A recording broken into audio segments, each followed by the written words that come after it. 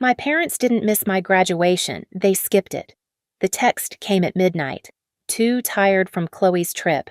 We'll celebrate next time. The next time that never came. By sunrise, I was standing behind Harvard's podium, 1,000 cameras pointed at me, and 3 chairs in the front row, 2 empty one with a single white rose. When the applause ended, so did their silence. Because that morning every network replayed my speech, and the world saw what they didn't. You think you know what that felt like being unseen until it's too late? You don't. Not until you hear what happened after. I grew up in a town where everyone knew your last name and what your parents drove. Sunday mornings smelled like coffee gossip and freshly pressed church clothes. My mother, Zoe Hart, lived for those mornings. She was the kind of woman who believed that appearances were a form of prayer. If people saw perfection, maybe they'd believe it was real. My father, Robert, stood beside her quietly, the man who nodded more than he spoke. And then there was Chloe, the daughter who made perfection effortless. The golden child. The reason my mother's voice could shift from sharp to sweet in one breath. I was the older one, the quiet one. The kind of girl people introduced as Chloe's sister before realizing I had a name of my own. When I was 10, my birthday cake read, "Congratulations, Chloe," because Mom mixed up the orders after her dance competition. She laughed it off, handed me a slice anyway, and said, "We'll do yours next weekend." We never did. That was the day I learned how absence could still fill a room. Our house looked picture-perfect from the outside, white shutters, neat hedges, Christmas lights that blinked on time, but inside it ran on comparison. If Chloe's laugh was music, mine was static. If she got applause, I got quiet nods. Every success of mine was treated like an echo heard, but never celebrated. Grandma Helen was the only one who saw through it. She lived 2 streets over, always smelling of cinnamon and soap, and she'd whisper, "You don't need applause to be valuable, sweetheart." I didn't believe her then. When I got older, I stopped asking them to notice. I poured everything into school instead. Grades were safe. Numbers didn't play favorites. By 17, I was staying late in the garage fixing old radios and engines just to understand how broken things worked. Maybe part of me wanted to fix us too, but the more I achieved, the quieter they became. When I won first place in the state essay competition, Mom said, "That's nice," before asking if I could help pack for Chloe's trip. Dad nodded without looking up. That silence, that's where the fracture began. It's strange how one small silence can turn into a lifetime. I didn't realize it back then, but every "that's nice," every empty seat was preparing me for something bigger, something that would make their silence impossible to ignore. Harvard was everything my small town wasn't: loud, brilliant, alive. For the first time, I didn't have to explain myself to anyone. The cobblestone paths, the smell of coffee from the Science Center cafe, the hum of laptops at midnight, it all felt like belonging. But even in that new world, their silence followed me. The first semester, I emailed my parents a photo of the campus me in front of Widener Library red scarf, beaming. Mom replied 3 days later, "Pretty place Chloe's dance coach just got her a new gig in New York." "Isn't that exciting?" Dad added a thumbs-up emoji. That was it. "No, we're proud. No, how are you?" Just a reminder that I was still orbiting around someone else's light. By junior year, I stopped sending photos. Success felt hollow when the people you wanted to see it most refused to look. Still, I kept pushing. I got a research assistant position under Dean Alvarez, a woman who believed in impact over prestige. She taught me that data wasn't just numbers. It was people's lives translated into patterns. "You have a voice, Zoe," she told me once. "You just speak it through logic." That line stuck. While other students planned weekend trips, I spent nights at the library scanning old medical bills and community health records for our project. Rows of numbers glowed on my laptop, evidence of inequality, proof that silence kills more than words ever could. Every file I opened reminded me of home, of how easy it was for people to look away when something didn't affect them directly. Then came the email. "Congratulations. You've been nominated as valedictorian of the class of 2024. I stared at the screen for a long time. For once, I wanted to share the moment, to hear my parents say something that sounded like love. So I called. No answer. I texted. hours passed. Finally, Mom replied, "Sorry, honey.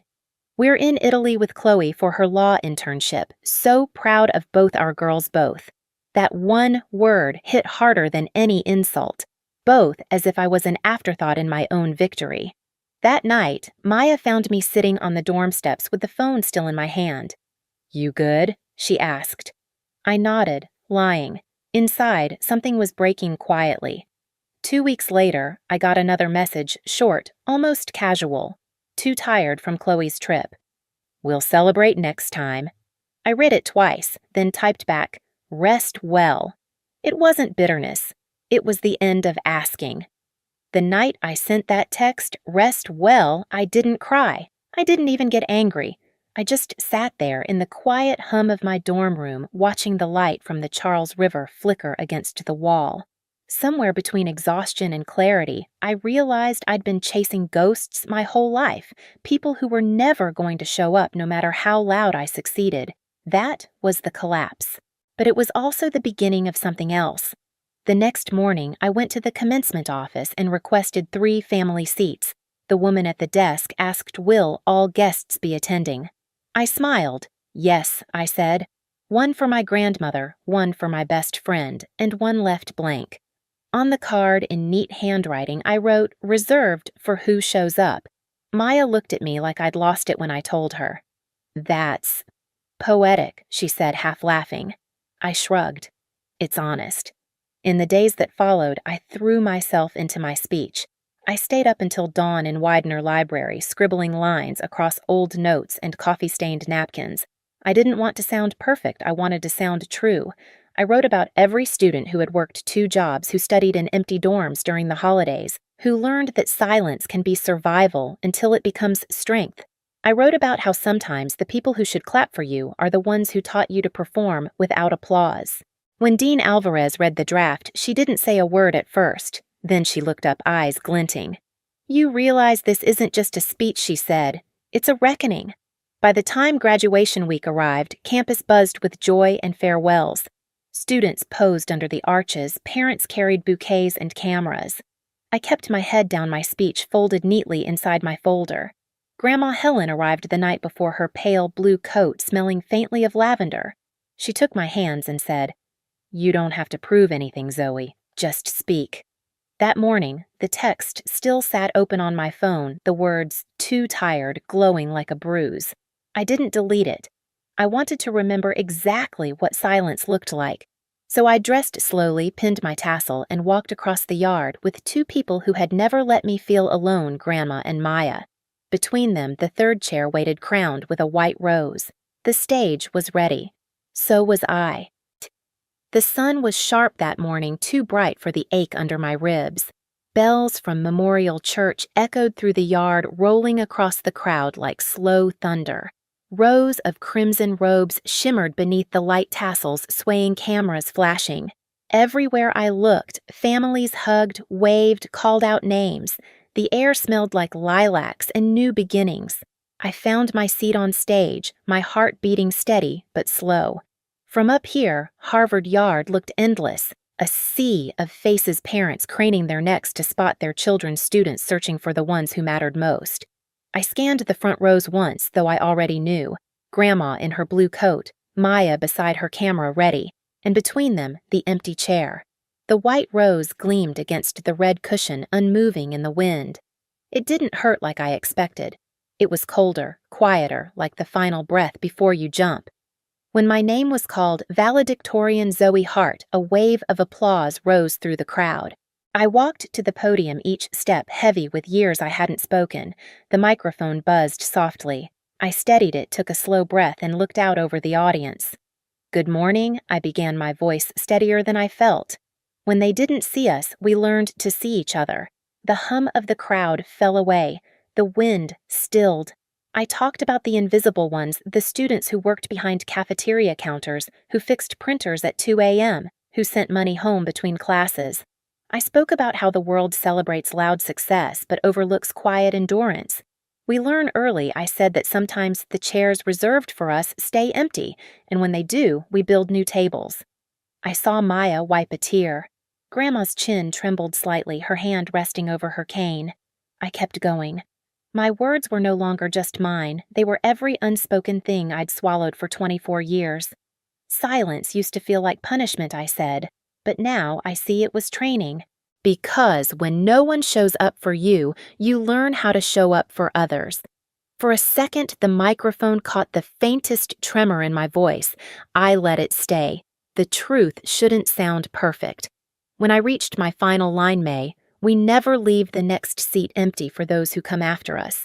The applause started soft, then swelled until it roared through the yard. Students rose, professors stood. The orchestra began again, violins lifting like wings. Through it all, I looked back at the front row. Grandma stood hands clasped to her chest. Maya was crying openly now, camera forgotten in her lap. And that empty chair, still and quiet, glowed in the sunlight, the white rose catching the breeze like a small flag of surrender. It didn't feel like revenge. It felt like release.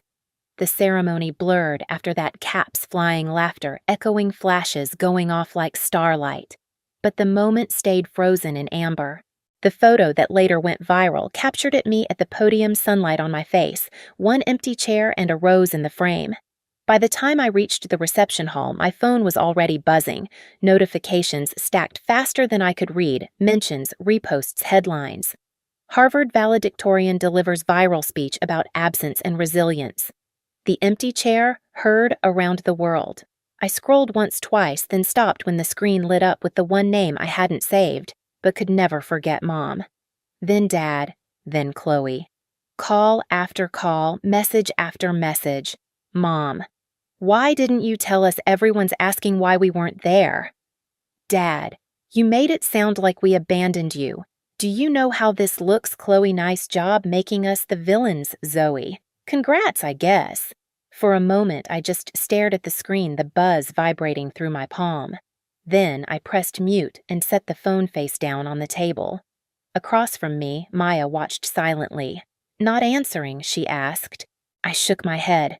They already said enough. That night back in my apartment, the city lights flickered against the window. Grandma sat on the couch, newspaper in hand, the photo already on the front page. You didn't embarrass them, she said gently. You revealed them. Her words settled deep in my chest. By morning, the story had gone national. Emails flooded in, fellow students, strangers, journalists, even a TED curator asking if I'd consider expanding the speech. Hashtags trended. Chow the empty chair. Chow build your own seat. I didn't know whether to laugh or cry. Then another text came from Mom. We need to talk. This has gone too far. I stared at it, the irony twisting in my chest. Now they wanted to talk. Now that the world was listening. Grandma glanced over. Let them come to you, she said simply. So I did. I sent one message: dinner tomorrow. Cambridge. No guests. 7 p.m. No explanations, no apologies. Just an invitation to face what they'd ignored for years. They showed up late. Of course they did. The knock was hesitant, the kind that comes from guilt disguised as politeness. My father entered first, stiff in his jacket. My mother followed, clutching her purse like it might protect her from the truth. Chloe trailed behind, mascara, flawless eyes darting between us. The table was small set for 4. Soup bread, nothing fancy. I'd placed a small wooden sign beside the spare chair. For who shows up? Mom broke the silence first. You humiliated us, Zoe. Her voice cracked between pride and panic. The neighbors saw the video. Do you know how it feels to have everyone think we abandoned you? I met her eyes. You didn't need the world to tell you that. You already knew. Dad tried to soften it. You could have told us you were valedictorian. We'd have come. Would you? I asked quietly. Because when I won state, you were at Chloe's dance. When I got the research fellowship, you were in Nashville. There's always a reason, always a trip, always tired. The room went still. The air thickened. Chloe opened her mouth, then closed it again. Finally, she whispered, I didn't know it hurt you like that. It didn't, I said, and for once I meant it. Not anymore. Grandma's words echoed in my mind. Love doesn't wait until you're ready. It shows up when you're needed. Mom's shoulders slumped. We thought you didn't need us. You were always so independent. I let out a small laugh. Independence isn't a personality. It's a survival skill. Silence fell again heavy, but not cruel. Something cracked in it, maybe understanding, maybe shame. I'm not asking for an apology, I said finally. Just consistency. If you say you'll come, come. If you're tired, rest, but don't promise to show up and then vanish. That's all. No one spoke for a long moment. Then, Dad nodded slowly like a man learning to bow for the first time. We'll try, he said. I smiled faintly. That's a start. When they left, the air in the apartment felt lighter. The rose on the table had begun to wilt its petals soft, but still beautiful. I replaced it with a fresh one, same color, same meaning. By the end of that week, the world had moved on to another headline. But in my home, the chair stayed. Always waiting, always ready. The week after that dinner felt strange, quiet, but not empty. My phone buzzed lest the news cycle had moved on, and Harvard Yard returned to its ordinary rhythm of tourists and pigeons. Yet, something inside me had shifted like a bone, finally set right after years of pain. Grandma came by every few days, bringing lemon cake and advice, disguised as conversation. You gave them a mirror, she said one afternoon, settling her cup on the table. Now it's up to them to decide if they like what they see. I smiled, but I didn't wait for their reflection. I'd spent too many years waiting. A week later, I spoke at a small community event downtown. Nothing grand, just students and locals gathered in a library basement. I used parts of my speech reworked for a smaller room. There were no cameras, no applause, just nods from people who understood what it meant to build your own seat. Afterward, a girl my age came up, eyes glassy. My parents didn't come to my graduation either, she said softly.